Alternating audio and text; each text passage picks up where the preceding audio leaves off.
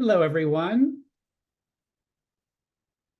Good morning, good afternoon, good evening, wherever you are. Hello, Christabeth. Nice to see everyone. If you're able to turn your cameras on, it would be lovely to see you. Welcome, Theo.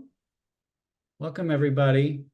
I want to thank you for joining this final session of Reimagine's series, A Refuge of Words, Writing Our Way to Growth After Loss.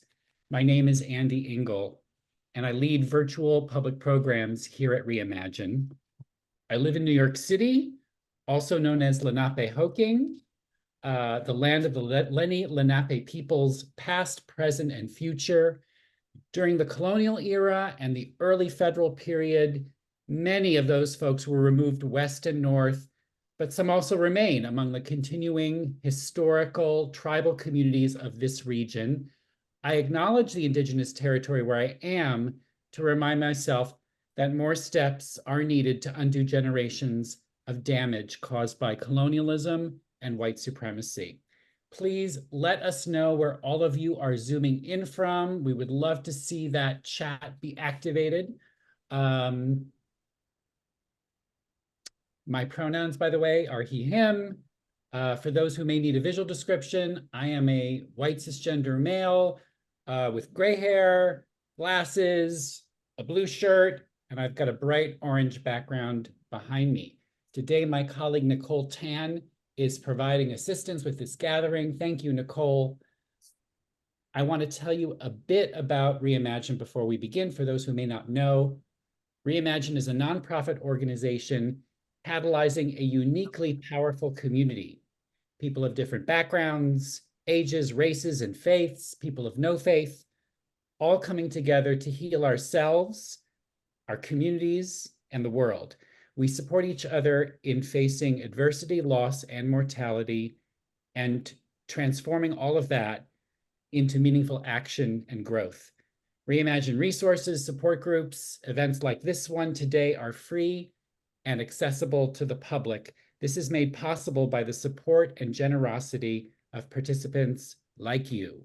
So for those who already made a tax-deductible donation when you registered, thank you so much. Your gift will immediately support Reimagine's mission to help people of all walks of life transform those hard parts into purpose and action. And today is all about action. This month, we've been exploring writing as a way to integrate our grief. So please, if you missed the previous two sessions, you can check out those recordings in our video library. We had kicked off the series with a panel of writers, all of whom have authored memoirs of loss. Emily Rapp Black wrote about her infant son. Nico Slate wrote about his brother. Amy Lynn wrote about her husband. And Dr. Sunita Puri, who is a palliative care physician and writer, served as our moderator.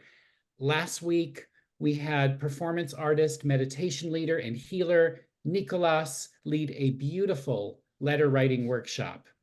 Before we begin, just a few Zoom tips. For those who wish, you can click on the CC icon at the bottom of the screen to see what's being said, and you can save the chat by clicking on the three dots within the chat box. We will send this recording out to you as part of the follow-up. Okay.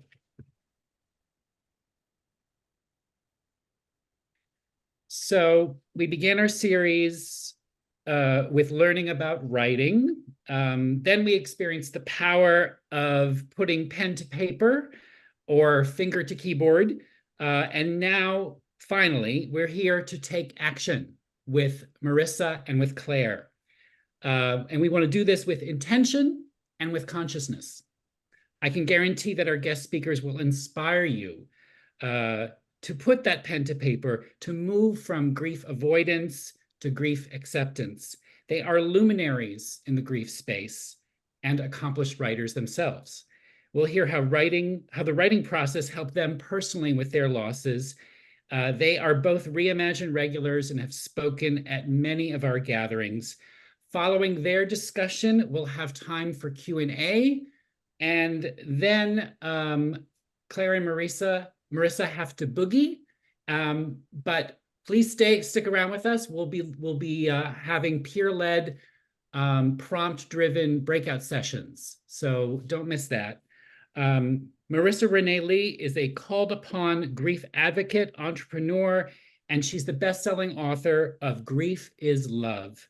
In addition to her work in the grief space, Marisa is a former appointee in the Obama White House and CEO of Beacon Advisors, a mission-driven consulting firm primarily focused on racial equity.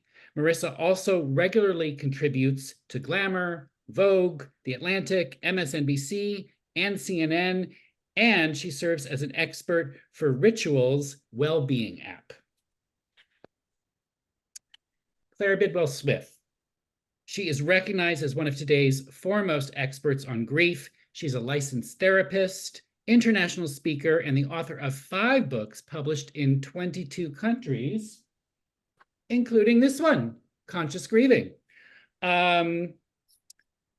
Led by her own experience in grief and fueled by her work in hospice and private practice, Claire strives to provide support to all kinds of people experiencing all kinds of loss.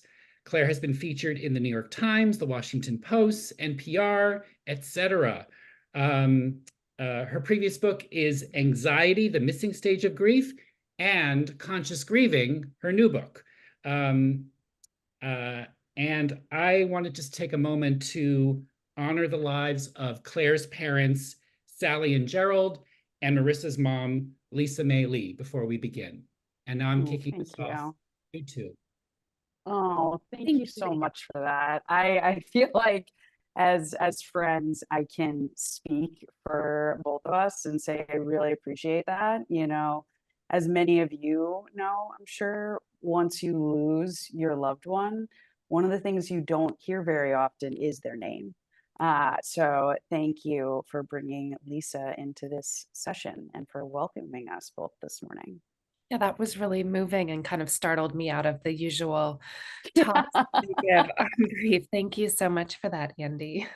That was really special. Thank you. Yay. I was going to say, you want me to jump in? You want me to jump in first? How do you want to do this? Okay. So for context, I'm very fortunate. I first encountered Claire's work in the grief space back in 2018 and immediately fell hard and fast for her, both as a writer and a friend. And this is actually our third sort of co-chaired event of the last few months. So we are really excited.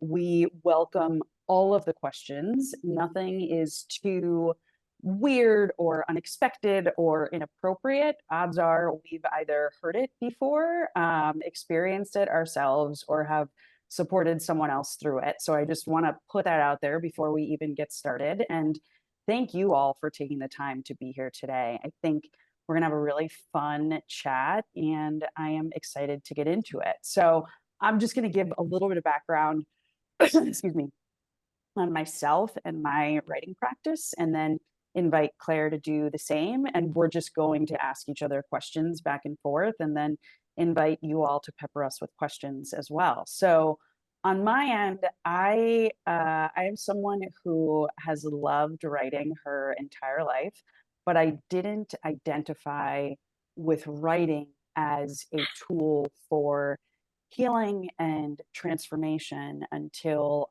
after I lost my mom.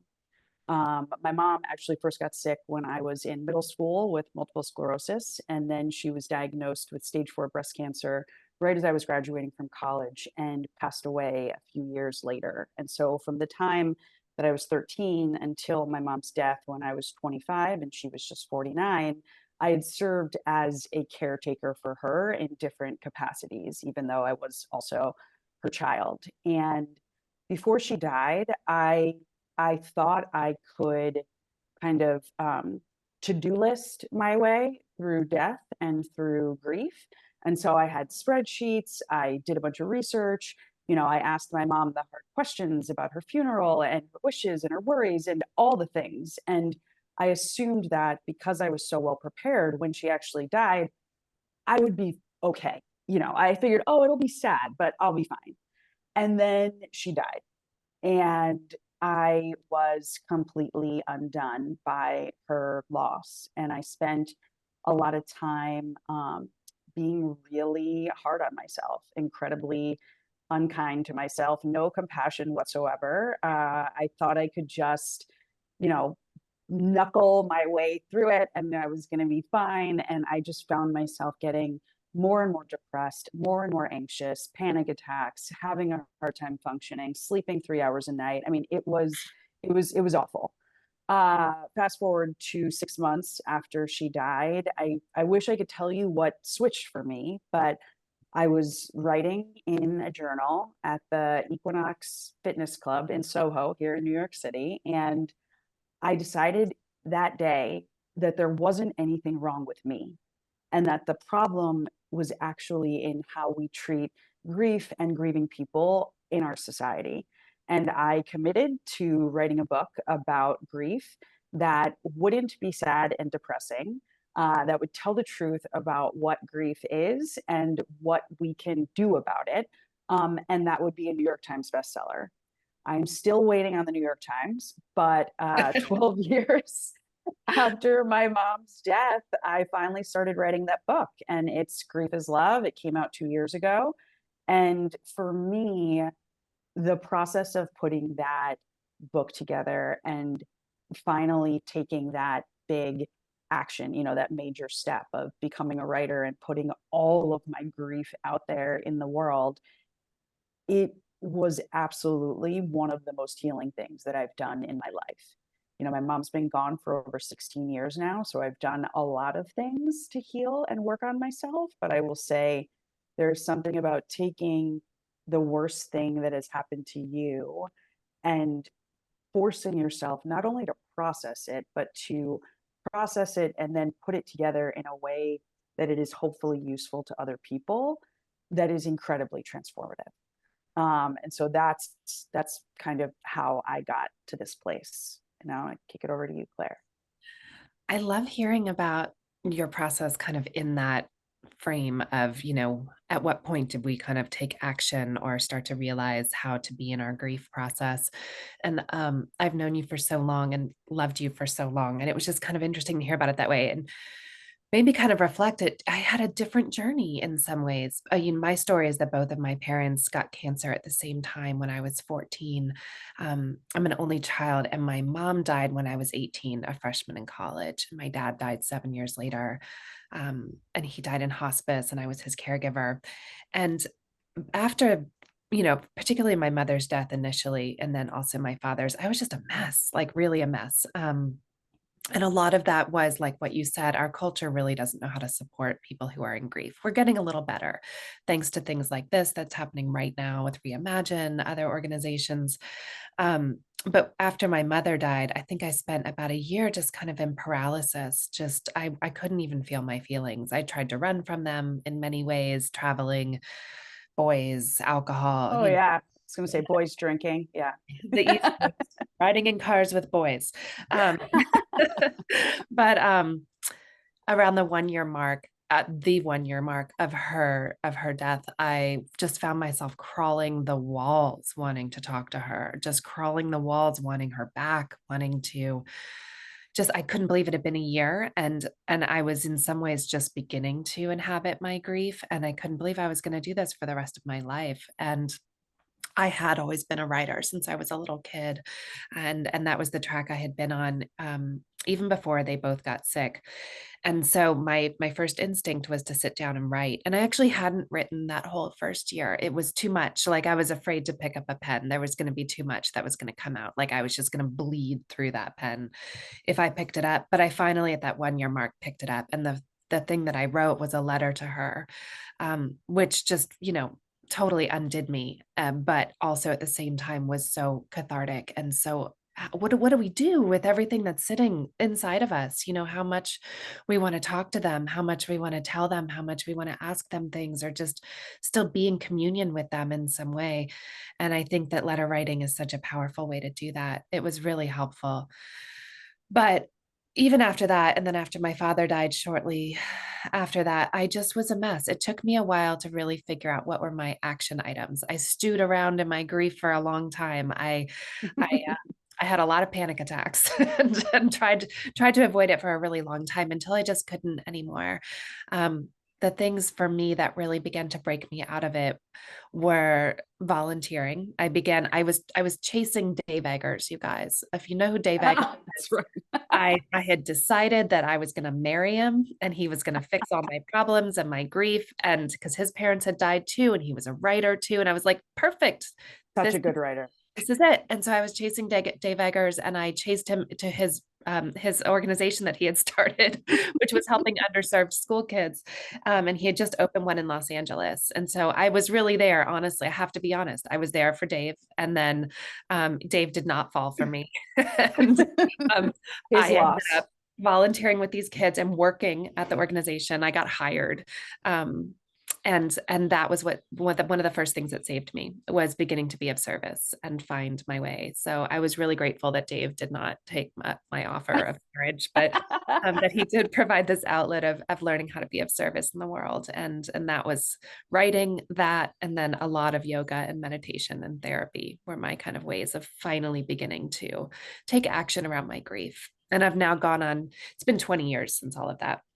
I've gone on to write my recent book called Conscious Grieving, which is really about how do we lean into the grief process, especially when we want to avoid it. How do we open up to it? How do we find our way in it? The thing I keep saying is that loss is something that happens to us. It's not something we invited. It's not something we would have chosen for ourselves, but how we grieve is up to us. And that takes a minute for us to figure out, how are we going to grieve? How are we going to hold space for this grief? How are we going to carry it for our whole lives? But we can do it consciously and with intention. I have an immediate question for you. Is it about Dave Eggers? No, but I will tell you, I also loved that, but staggering, what is Heartbreaking it called? Work of Staggering. Staggering Genius. Yeah. Yes, like the way he wrote it, for folks who haven't read it and are in, grief land, as we like to call it. It is absolutely beautiful, and I do highly recommend it. But not a Dave Eggers question. So you and I both talk about this concept of holding space for grief, and that is kind of, in my humble opinion, like the overarching theme of your book, Conscious Grieving, that just came out about a month or so ago. Can you just expand on that a little bit more and give folks some like more tactical examples of what that looks like? Yeah, absolutely. I'm really aware that these are such buzzwords, right? Like conscious grieving, holding space for grief, but they're real. Doing something consciously means doing it with intention, doing it with integrity, like really opening up and looking at the thing. And then holding space for something is about creating space for it. And sometimes we have to work for that. I have clients who have very busy lives, or they have very intense family obligations. Grief, there isn't space for it automatically. For a lot of us, there's not automatically space for our grief in our lives. Maybe our culture, our community also isn't recognizing our grief or helping us create space for it. So we have to do that. I think sometimes I'll tell people to schedule time for their grief. I know that sounds so clinical or so cold, but otherwise, if we don't, we get up and we're rushing into our day and we're bottling up all that grief, and we're going into work, or we're going to school pickup, or we're caring for an elderly parent, whatever we're doing, we're bottling it all. If we can set aside time, maybe it's 10 minutes in the morning of, just have some kind of ritual, or maybe it's a Saturday afternoon when you don't have to do anything that night and you are lighting a candle, listening to some music, bringing on that grief by looking at photos, or, writing a letter to your person. Those are ways that we can really inhabit our grief. I do think that it's important to find support for grief. I don't think it's very easy to be in deep grief all by yourself. It's so isolating. It's so lonely. Yep. so confusing. Finding someone to talk to, whether it's a counselor, a therapist, a support group, coming to spaces like this right here, right now, where you are among other people who are also holding grief and can recognize yours. Those are all big ways to do this. What about you, Marisa? How have you held space for your grief or created space for it? Because I know you hit some walls where you realized you weren't holding space for it. Oh yeah. Oh yeah. I'm a pretty stereotypical type A, hard charging, like constantly trying to get a million things done kind of person. And that's not that's not really the best way to engage with grief. And for me, I made the decision to write Grief is Love in 2008. But again, I didn't start that book until 2020. And in between 2008 and 2020, there were more grief events and also plenty of grief avoidance. And so it was a journey to get to a place where I could be comfortable really holding space for grief. Because the thing about grief is that I would say, 99.9% of the time, it is highly inconvenient. It shows up exactly when you don't want it to, like when you really don't have the time or space for it, right before the big work meeting, or, immediately following the call that you got the big work promotion, and like your brain realizes that you're not going to be able to call the mom, the partner, the sibling, et cetera, and tell them about it. Or for me, oh my gosh, I was such a mess 2 years ago. Right around this time, Grief is Love had just come out. I was a new mom after 5 years of infertility and pregnancy loss and adoption paperwork. And it was Mother's Day weekend, and I had a book talk scheduled. And that, like, you're laughing because you're like, oh, that was a terrible idea. Like, why did she even do that? I did that because that's me being aggressive and type A, and like we can do everything. And I remember just hitting a wall and completely falling apart. And my husband found me in the shower just bawling. And he was like, I love you and I'm glad you're giving yourself this space, but also like we're gonna be late, sweetie. And so and I share that to say, like, when you don't give grief space, it will force itself upon you, whether you want it to or not. Unacknowledged grief does not go away. It manifests either at more inconvenient times in other mental health challenges and conditions, or in my case, another one I've often had to deal with, other physical health challenges because of the stress that you're putting on your body and not releasing. And so I learned to create space for it the hard way. And what that means now is being, to your point, and the whole point of your latest book, being deeply intentional about my time and my choices. So I write almost every day, and not in the, working on my next book or writing an article to share with you all, but just writing for the sake of processing and getting stuff out of my head. And that has been a really helpful practice for me personally, because when I stop to write for a few minutes, that's usually where I realize, oh, I'm like getting to a griefy place for one reason or another. I'm also a lot more thoughtful about Mother's Day. Go figure. Even though I am a mom now, I know that it's still something that is deeply triggering. And this year, and I'll be honest, I still don't have a plan yet for how we're going to manage it. But Mother's Day this year actually falls on my mother-in-law's birthday, and she just passed away in September. So this will be my husband's first Mother's Day without his mom too. And, figuring out how to hold all of those feelings in one family is a lot. And so just being really thoughtful and holding pockets of time where I don't have to just be focused on, either work or caretaking, frankly, has been a really helpful practice for me. Wow. A few years ago on Mother's Day, I walked into, like a drugstore, and there was like all the hoopla with the cards and whatever. Yeah. I've got a lot of kids. I've got 4 kids in my house. And so Mother's Day is, like they like to celebrate it and all these things. But for me, it's always like a pain point. Yeah. I'm so grateful, and it's so lovely that all the kids want to celebrate me, but it's, for me, it's first and foremost, it's actually a really hard day. And I walked into this drugstore, and I was just feeling that sadness about not, celebrating my mother and not being able to honor her. And then I was like, screw it, I'm gonna buy my mom a Mother's Day card. Just Yes. she's not here doesn't mean I don't get to get her a card. And it felt so good to allow myself to walk into the aisle. And I mean, I was crying still, but like to walk into the card aisle, and I was like, what card would I get my mom if she were here? Even if she's not, what card am I going to get her? And I looked through all the cards, because in that moment, I realized that all these years, like 2 decades, it had felt like this forbidden thing. Like I Yeah. didn't get to buy my mom a Mother's Day card now. Or like I think about women who've lost a spouse, or anyone who's lost a spouse on Valentine's Day, or various things, or any kind of loss that we go through, and that kind of feeling like we're now prohibited from it, getting to Yeah. enjoy that holiday or something. So I bought the card, and I wrote my mom a note in it, and I took it home and I put it on the counter with all the other cards. And it felt so good that now I do that every year.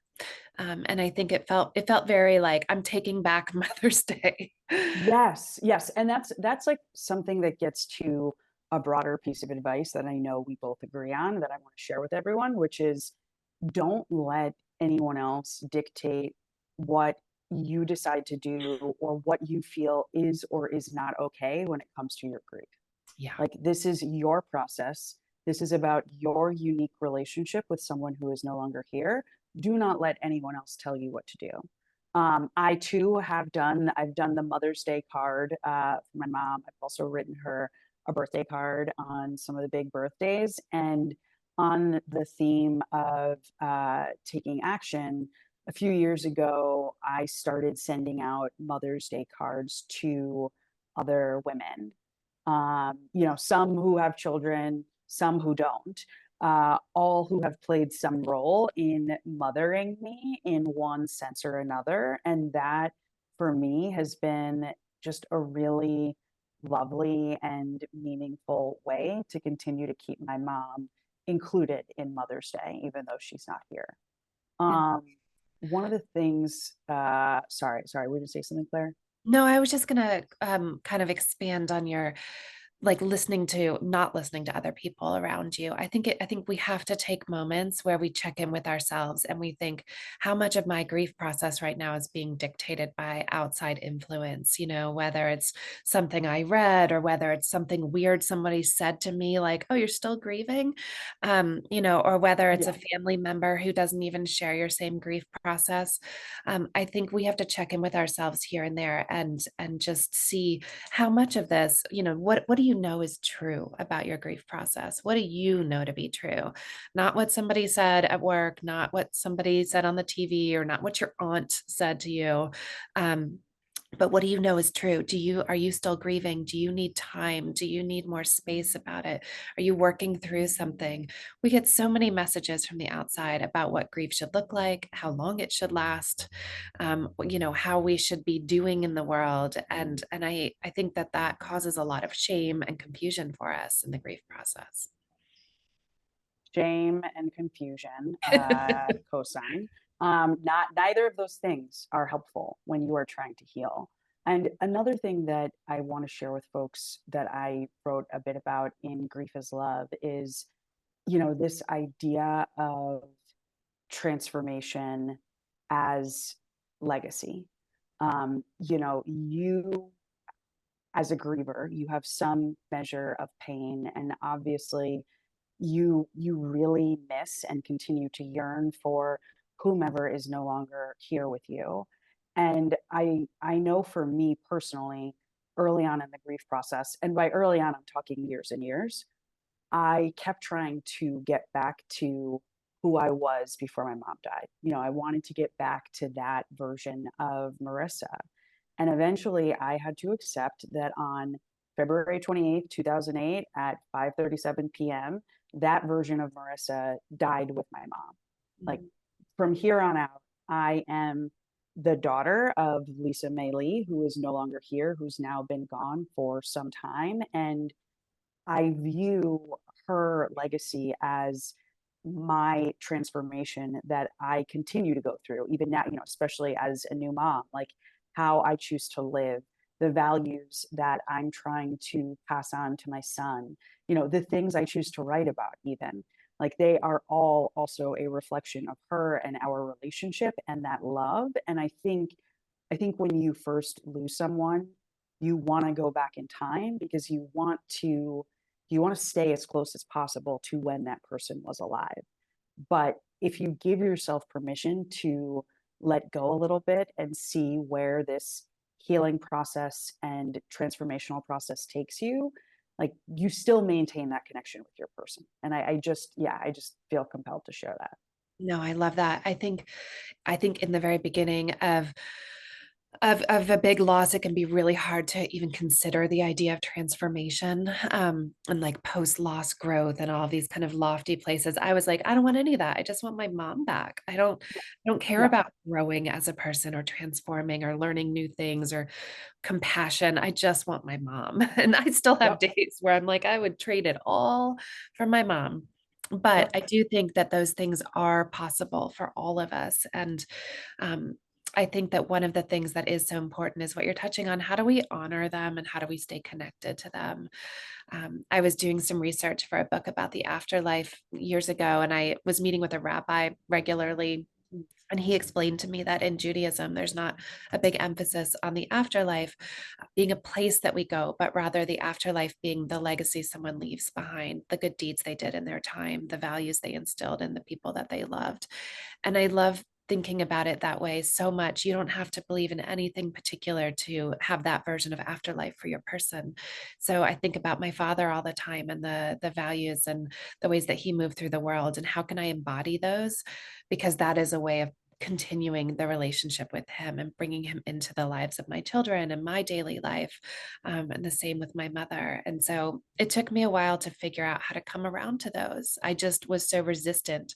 I just wanted them back, that I was so resistant to the idea of those kinds of more ethereal connections. But I think there comes a time when either it becomes too painful to carry on as as we were, and we have to take action, or we can begin to do like a little bit of a little balance, right, of both.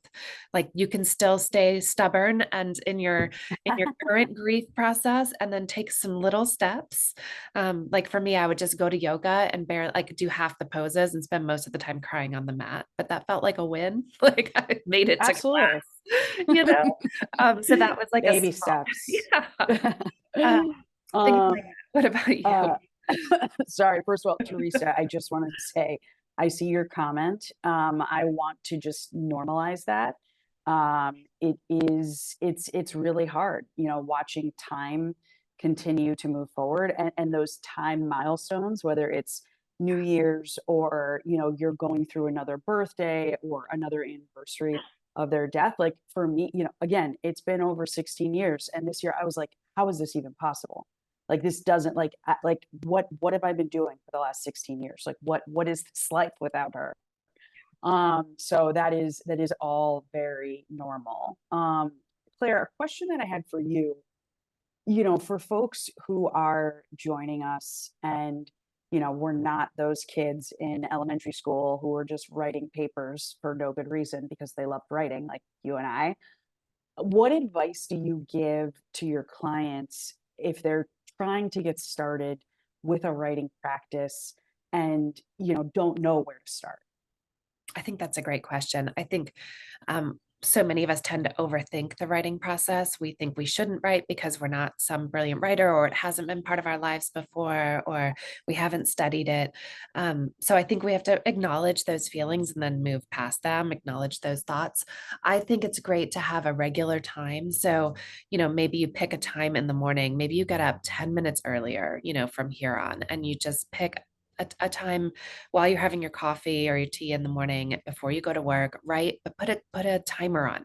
Write for 7 minutes. Yes. That's it. That you write for 7 minutes. Put a timer on your phone, put your pen to paper, and just write for 7 minutes. And it doesn't matter what you write, you just keep writing and keep the pen to paper. And I think that really helps us, because otherwise we feel, how long should I write for? It's like sitting down to meditate without a time in your head that you're going to do it for. you end up sitting there being like, how much longer should I go? And so writing, if you put that timer on, I think it really helps. And if you do it every day, you get really used to it. But it's this amazing way to start getting things out, especially before you go into a hectic day. Yes. Yeah. I love that. I will share. Claire knows, I've got a toddler. She's got 4 kids. She knows look, toddlers are just, they're insane. And so I hide my notebook in my bedside table so I can like sneakily write while I'm still in bed and presumably still asleep and try, that's kind of how I preserve my time. So feel free to hide from people, even loved ones, if you have to, in order to carve out time for your grief and your writing process. Marisa, let me ask you, I know you're sharing grief right now with your husband. How do you kind of navigate both of you going through big losses?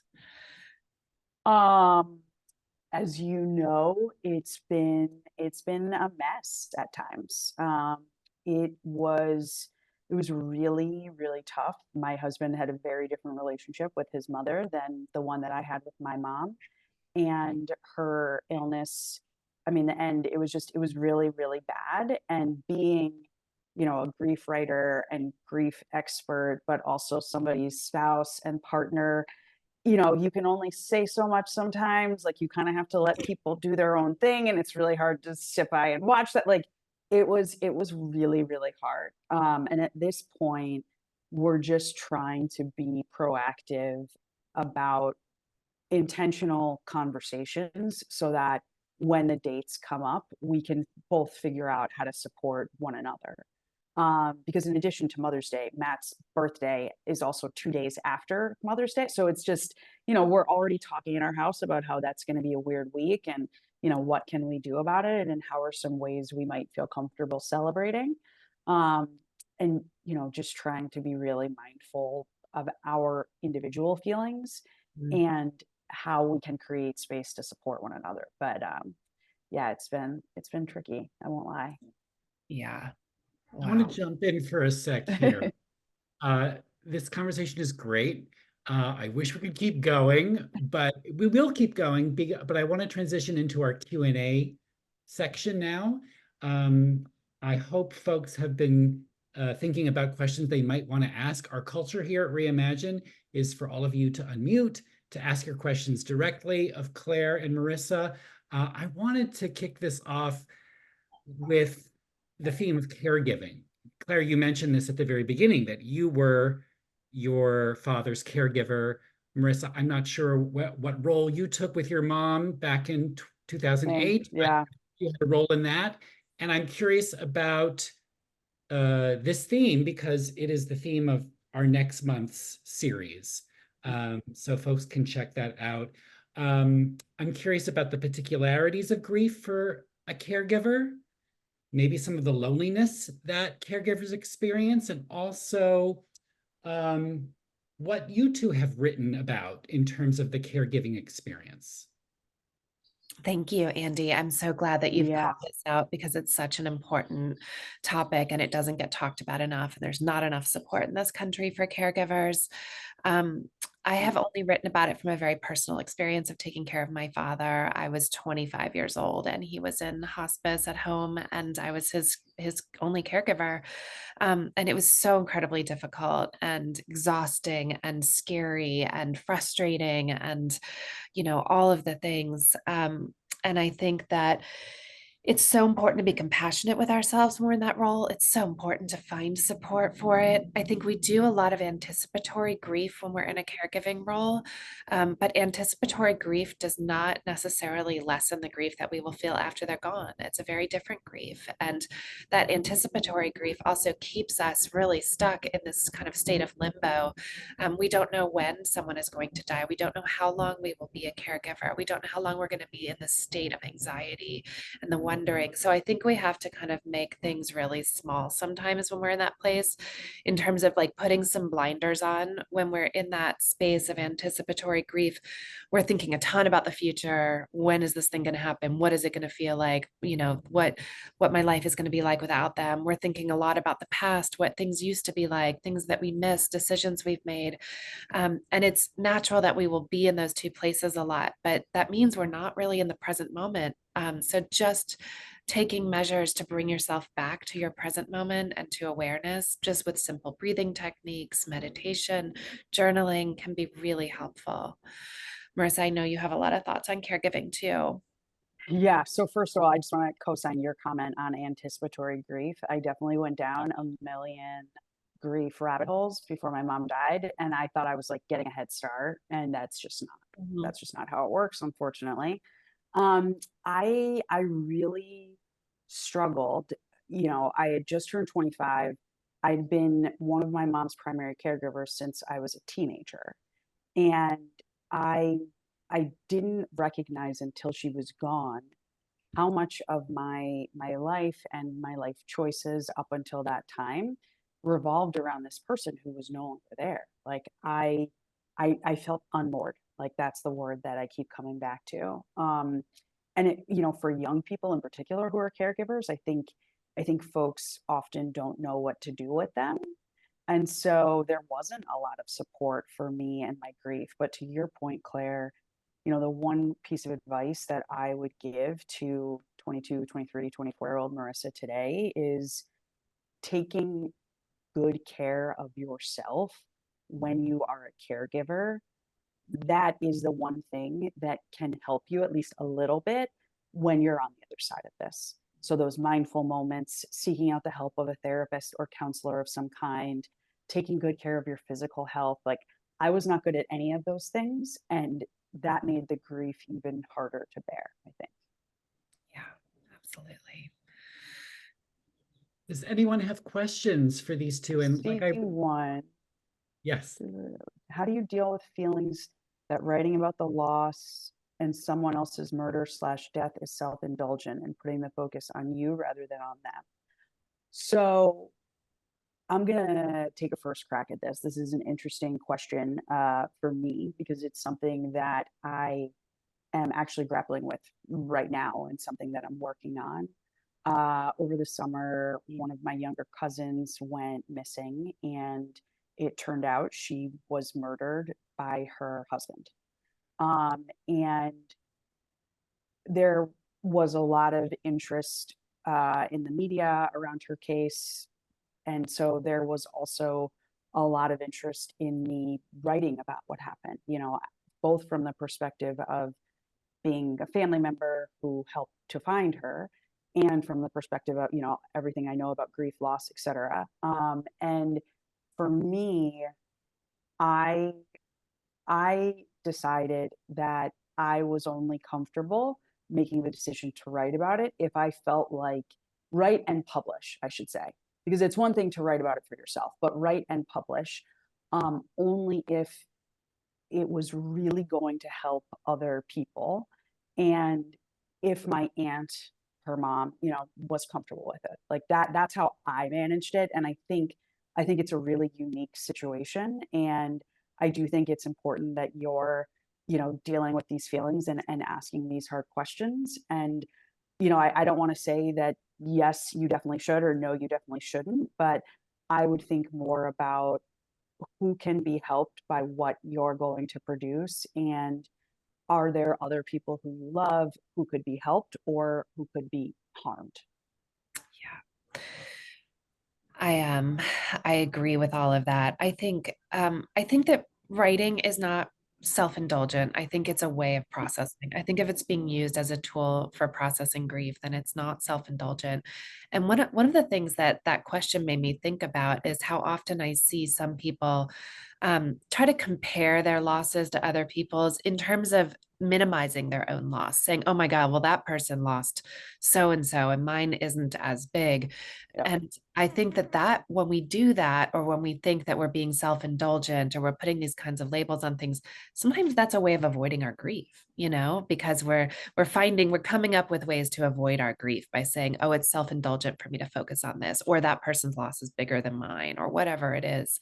And I think that we avoid our grief because it's really hard and it's really scary. But I do really think that the way to really fully heal from a loss, and that doesn't mean get over it, it means to be able to carry it in the world. I think we have to process it, and writing is a beautiful way to do that. So I encourage the asker of that question to continue writing about their loss. Agreed. There's a question from Kay. How do you work through writing to help lessen the guilt and more on the feeling of gratitude, love of a person who passed away? Yeah. Guilt is a big one in grief. Elizabeth Kubler-Ross had a quote that I love that said, guilt is perhaps grief's most painful companion. And I do think about guilt as a companion often in grief. And there's a lot of reasons that we carry guilt. Sometimes there is an actual thing that we wished we could have done differently, or that we missed an opportunity, or there was something really unresolved. I wasn't there the night my mother died. I was on my way and I stopped to see a boy. And it was something that I felt guilt around for many, many years. It was not Dave Eggers. It was something I felt, so I carried so much guilt for many years. I wanted to tear my skin off. It made me so crazy that I wasn't there and had made this stupid choice. And writing became the biggest way I processed it. I wrote letters to her apologizing. I wrote letters to her telling her how much I loved her, what I would have done instead if I could have. And if I hadn't written those letters, I would have been carrying around this like stone of guilt in my chest. And it was a way of kind of excising it, getting it out, moving through it, exploring it. Sometimes we hold on to guilt though, because we're afraid that if we let go of the guilt, it means we're letting go of our person. If you can kind of work backwards in your head sometimes, like if I woke up tomorrow and I no longer felt guilty, or I no longer regretted this thing, sometimes that feels scary. Sometimes that makes people feel like they're over it, or they don't care anymore that their person died, or that they did something that they wish they had done differently. And I want you to rearrange that in your head. It doesn't have to be that. You just have to find a new way to stay connected to your person, a new way to honor them, a new way to carry them forward that doesn't have to be guilt, if that makes sense. Marisa, anything you want to add? No, I love that. I'm really grateful also to say today, don't put any pressure really on yourself to transform your feelings. Like, you'll happen over time, but don't feel like it's something you have to happen. If we put that kind of pressure on ourselves, it usually makes processing things harder. Marisa, your sound is a little wonky. Oh, sorry. Okay. Maybe we can get back to you in a little bit, but are there other questions from folks who are with us now? Feel free to raise your hand if you'd like to ask the question. Oh, yes. Mandira, hello. Hi. Hi. I would like to know something. I've been writing a lot since my mother's death, but every time what comes out a lot is anger. And I just feel it's just never ending. Like even if I keep on writing, it just is there. And I feel like I ask myself, like, when it's going to stop. It sometimes drives me crazy. Yeah. Can I Go I'm for sorry, it. can you guys hear me? Can Yeah. you all hear me? Yeah. Thumbs up. Okay. Mandira, I think you may have joined another session that we did some months ago. And I just want to ask a question. How long do you feel like you have had this anger for? It's been 4 years. That's really, I mean, I know that probably feels like forever, but again, like I don't want you to put too much pressure on yourself. I'll tell you, I didn't even realize I was angry at my mom until it was 8 or 9 years after she died. Yeah. So I'm not angry at my mother. I'm just angry at the rest of the world. Oh, that's Yeah. also fair. I And think I still feel that way sometimes 16 years later, and I know Claire does too. I know that that may not be the most helpful answer, but I do want to validate that the anger isn't, it's common and absolutely a part of most people's grief experience, just from conversations that I've had and research that I've done. But now I'm turning it over to the therapist. And Dara, Yeah. I think I recognize you from other sessions too, and I think I think I remember your story. And there's a lot of reasons to feel angry if it's the story I'm thinking of. And I think there's a balance. I do think we can get stuck in places. I think that sometimes we have so much anger that really needs to be worked out. And maybe it takes years of writing through it and working on it. But I think we can also at the same time begin to force ourselves into opening up other spaces. So it's not that you have to be done with the anger completely or let go of it or stop with the anger, but you have to start to counterbalance it by opening up different spaces. So almost forcing yourself into, positive memory meditations or different kinds of letter writing, maybe, really going into spaces that are different from the anger while still letting yourself have that anger space and process it. Does that make sense? Yeah, thanks. Yeah. We have questions from Bill and then Teresa. Bill, I saw, is your question the same as the comment in the chat? Exactly. Yeah. Okay.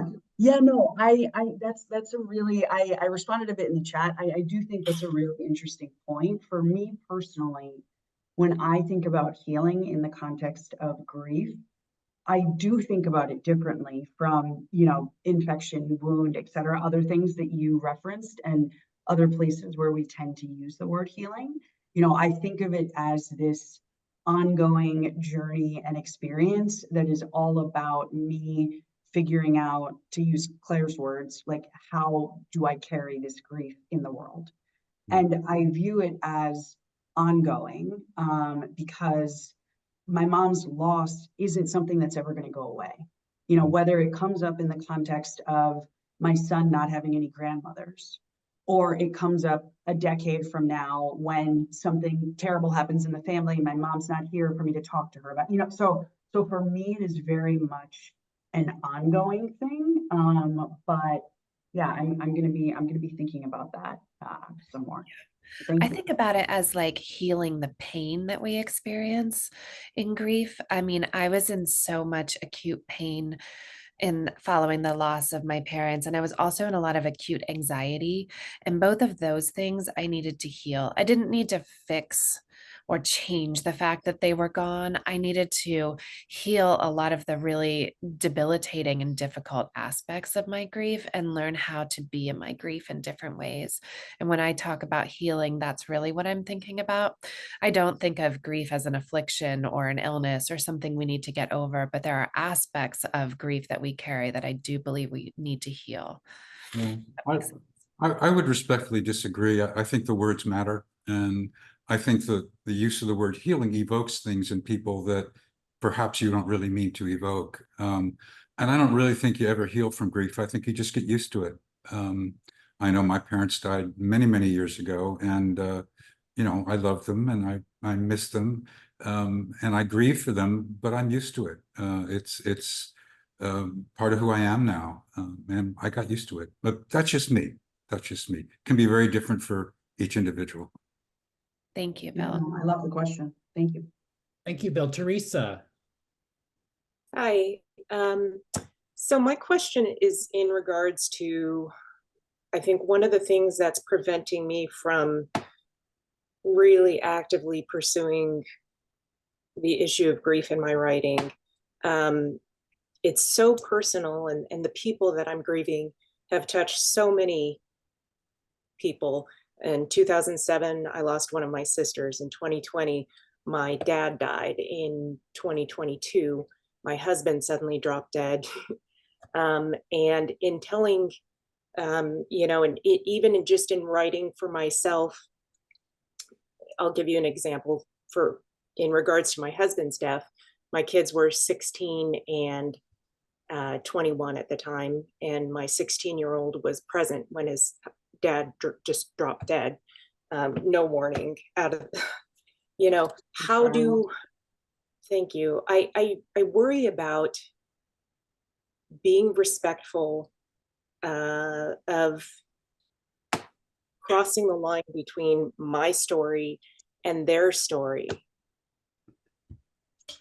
So, yeah, Sorry. just real quick, I had a sister, one of my other sisters was telling somebody that she had just met that my husband had died, and that my son, who was sitting right next to me, was there, and I was just kind of seething about it. And the next day, my son, who's autistic and was able to just articulate, that was not cool, that's my story. And I talked to him and I said, so this is one of the things when I talk about Dad's death, you know, crossing the line and crossing that boundary of your story.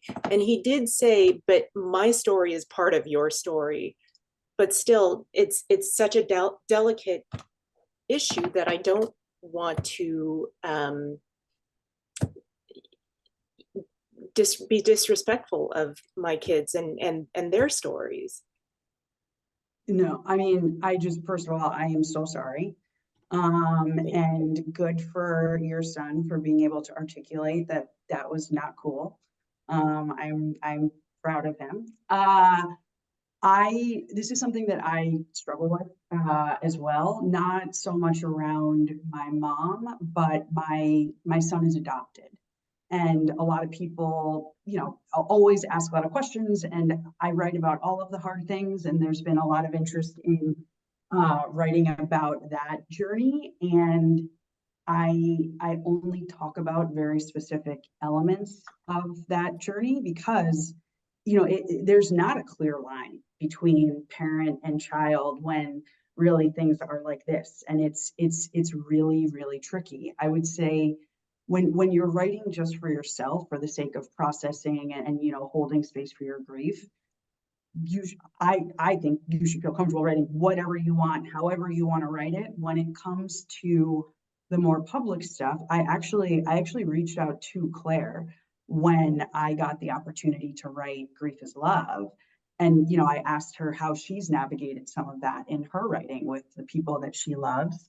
And she suggested having a conversation with them about it. And so before I submitted my original book proposal, I had a call with both my sister and my dad, just to, get clear with them, like, are you okay if I talk about this? What about if it's that, because there are different pieces where my dad is more the star or my sister was more in a leading role in a certain story that I want to tell.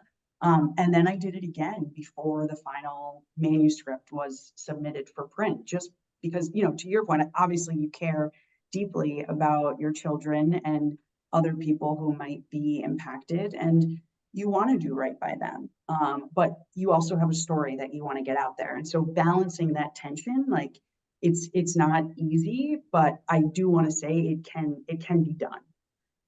Claire, what do you think? Yeah, no, I agree completely. I do think the last thing I'll say, because I know that you guys have to go to breakouts, is that, for me, when I was writing my story, I really had to write before I spoke to anyone. I needed to write all the things that I needed to write. And then when it was done, I went back and thought about different pieces that didn't need to be there, or things I had written that were really just for me rather than needed to be in the public space. But I had to write them all the same. So give yourself that space to write. And then when you're really through that process, you can go back and evaluate what needs to be shared. Thank you all so much for all these amazing questions and holding space for everyone. Andy and Nicole, thank you guys for having us. Claire and Yes, Marisa, I know wonderful. you two have to go, and I want everyone to please stick around for these peer-led breakout sessions. We've got some prompts for you. Thank you both for helping us take action, and we hope to see you soon at other Reimagine events. We're going to see Marisa very soon on May 9th for the Mother's Day event. So, Yes. and Claire, congratulations on the new book, and thank you both. Thank you all. Bye, guys. Thanks.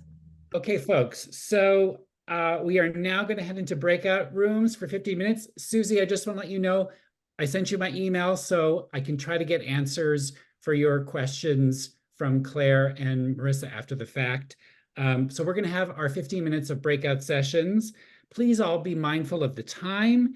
Make sure that everyone in your group has a chance to share.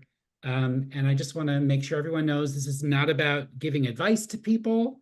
This is about active listening. It's about sharing your own experience. We'll be pasting instructions for you in the chat now. Thank you, Nicole.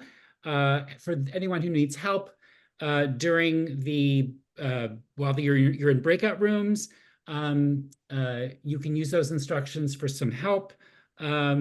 We'll be in our rooms for 15 minutes, then we'll come back together, and then we'll say goodbye. So I borrowed some prompts from Claire's new book, Conscious Grieving, for us. And Nicole will paste those in the chat for you. I'll put those in the broadcasting function when you get into the breakout rooms. Those prompts are, how are you staying present and taking care of yourself as you navigate the shock and upheaval of a new loss? The second prompt is, what steps can you take to carry your grief with intention in order to continue to grow, thrive, and even that contentious word, heal? So participants can also write out responses. This is, after all, a series about writing. So if you all wanted to take a little time at the very beginning for a few minutes of writing, please do that. So now I'm going to get you into breakout rooms, okay?